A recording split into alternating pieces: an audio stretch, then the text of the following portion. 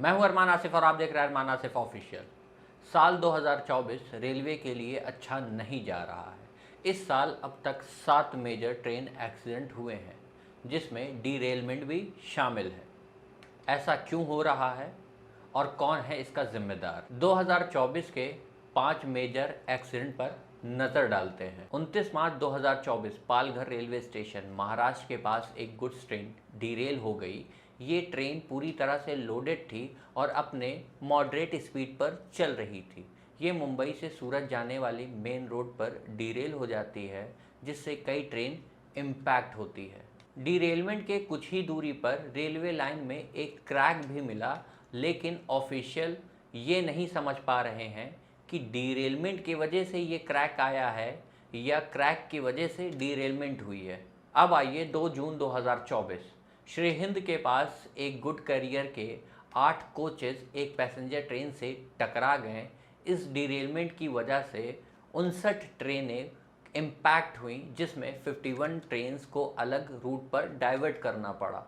Passenger train पर सवार 3 passenger घायल हुए, जबकि गुड्स कैरियर के लोको पायलट और असिस्टेंट लोको पायलट को गंभीर चोट आई। जून 17, 2024 दार्जिलिंग डिस्ट्रिक्ट के रंगापानी रेलवे स्टेशन के पास एक गुड्स ट्रेन ने अगरतला और कंचनजंगा एक्सप्रेस ट्रेन से टकरा गई, जिससे से कम 9 लोगों की जान चली गई और लगभग 41 लोग घायल हो गए। इस कोलिजन के बाद पॉलिटिकल कंट्रोवर्सी भी उठ गई, क्योंकि कहा जा रहा था कि रेल की सिग्नल सिस्टम फॉल्टी थी, जिससे गुड्स ट्रेन कंचनजंगा एक्सप्रेस से टकरा गई।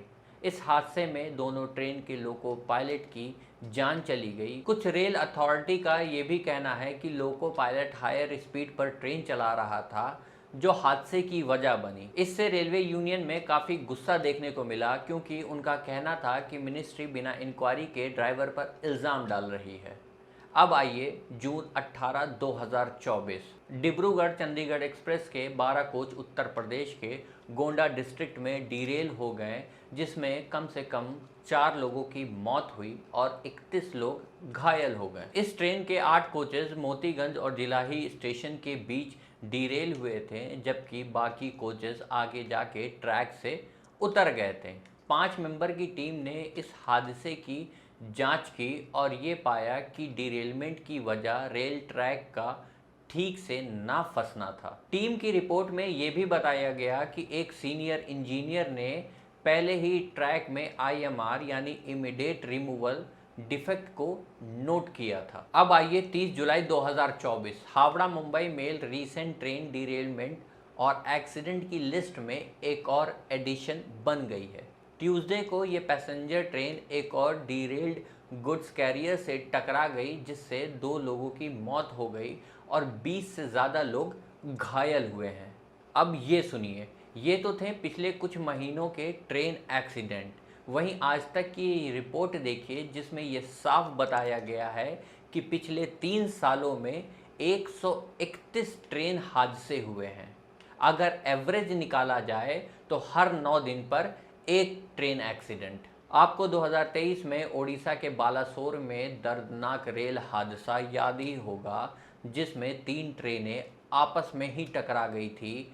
वहीं 295 से ज़्यादा लोगों ने इस हादसे में जान गंवाई थी, जिसके बाद रेलवे की सुरक्षा पर बड़े सवालिया निशान भी खड़े हुए थे।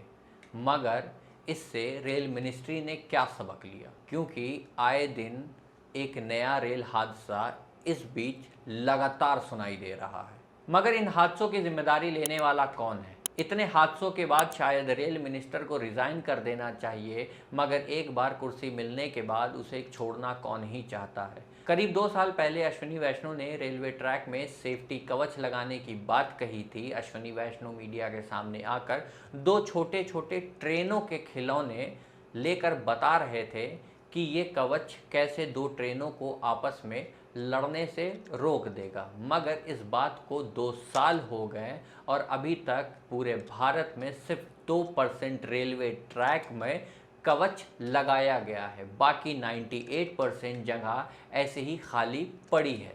अब रेलवे की बात कर ही रहे हैं तो ये भी जान लीजिए कि रेलवे में करीब 1.5 लाख पद खाली पड़े हैं। फिलहाल के लिए इतना ही।